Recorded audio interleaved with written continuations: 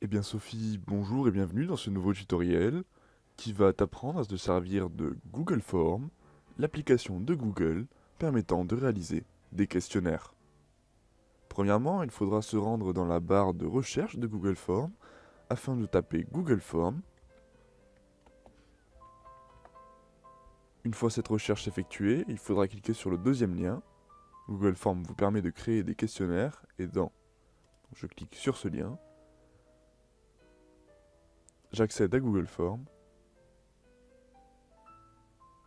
et je me retrouve maintenant dans mon menu Google Forms, celui qui contient déjà les questionnaires que j'ai déjà pu réaliser au préalable. Donc on peut voir qu'ici on est connecté à ton compte, donc la vision que tu auras toi. Il y a ici à notre gauche le questionnaire de satisfaction, le questionnaire couple, ainsi qu'un questionnaire que j'ai voulu créer, euh, mais qui est sans importance. Donc admettons, je m'appelle Sophie, je veux créer un nouveau questionnaire. Alors comment faire? Ce n'est pas très compliqué, il suffit de cliquer sur la petite flèche plus en dessous de créer un formulaire.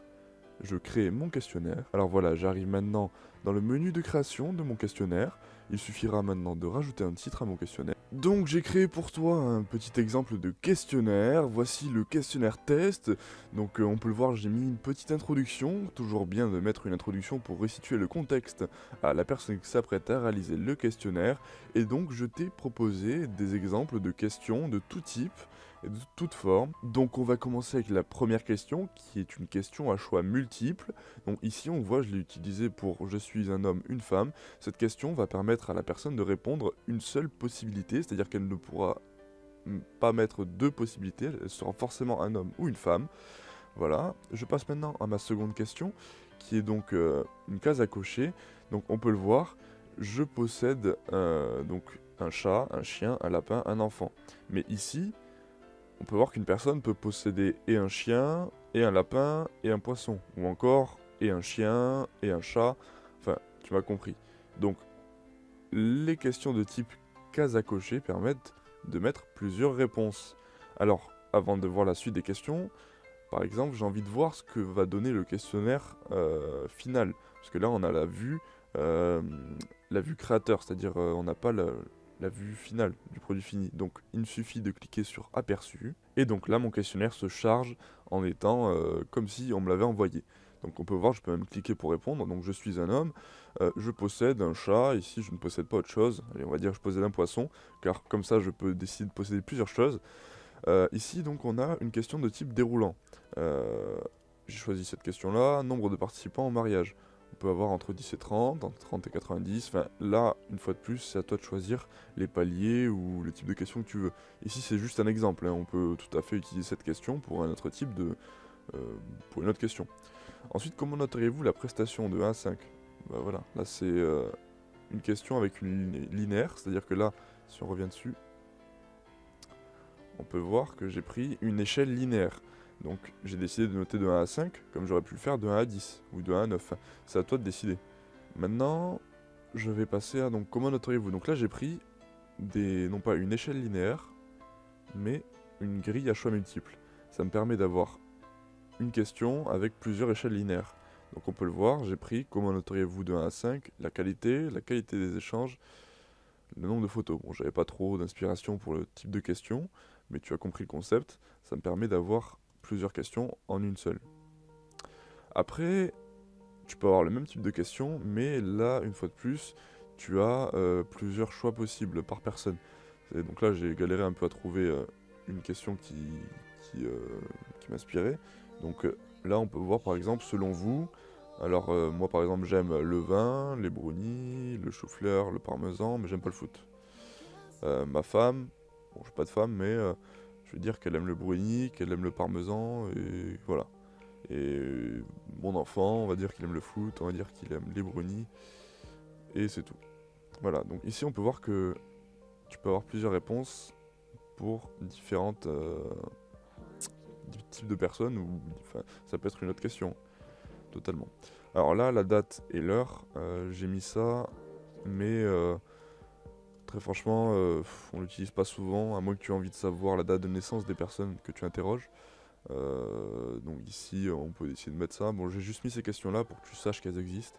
pas forcément pour que tu les utilises toi. L'heure encore, je ne vois pas trop à quoi ça sert, ça dépend complètement du type de questionnaire. Et donc là, on peut voir les questions, ce qu'on appelle des questions ouvertes. Car oui, je t'ai pas dit, il y a ce qu'on appelle des questions fermées. Une question fermée va être une question de ce type, je suis un homme, une femme, c'est-à-dire une question qui ne te permet pas de répondre à autre chose que les choix proposés. Et ce qu'on appelle les questions ouvertes, ce sont les questions où tu vas, toi, répondre avec tes propres mots. Donc là, tu vas mettre une phrase et quelqu'un qui va répondre à ce même questionnaire ne mettra pas exactement la même réponse que moi. Donc tu vas te retrouver avec des réponses différentes, similaires mais différentes. C'est-à-dire qu'une personne peut dire qu'elle a adoré la prestation, mais elle va pas le dire de la même manière que la personne d'avant. Donc tu vas te retrouver avec plein de réponses qu'il faudra trier. Et c'est là le problème de la question ouverte, c'est que au niveau du tri, ça demande un certain temps. Donc dans un premier temps, j'ai mis les réponses courtes. Donc on peut le voir, je peux pas mettre trop de caractères, il me semble. Ouais, voilà, je suis bloqué normalement. Alors que ici, j'ai décidé de mettre voilà, les paragraphes. Là, tu peux mettre autant que tu veux. Si on revient donc à notre questionnaire, comment est-ce que j'ai fait pour faire tout cela? Alors, c'est pas très compliqué. Je suis un homme, une femme. Alors, comment est-ce que j'ai fait? Il m'a suffi de cliquer sur ajouter une question, choisir le type de question. Donc ici, c'est choix multiple. Et donc là, j'ai plus qu'à écrire le titre de ma question. Je suis, virgule, deux points. Et donc là, option 1, un homme ou une femme. Voilà. Je peux décider de mettre ma question obligatoire, c'est-à-dire que la personne sera dans l'obligation de répondre à la question pour valider le questionnaire. Je peux aussi dupliquer ma question si je veux avoir une autre question à choix multiple. Comme ça, je n'ai plus qu'à changer le titre et changer les réponses plutôt que de faire ajouter une question. Et maintenant, admettons, j'ai envie de changer le fond. Ça me plaît pas. J'ai pas envie d'avoir une espèce de papillon. Et ben, c'est pas très compliqué là non plus. Palette de couleurs. Soit je peux décider d'avoir une couleur, soit je peux décider d'avoir un fond. Alors là, soit je prends les fonds qui me sont proposés, soit je prends un fond que j'importe moi-même.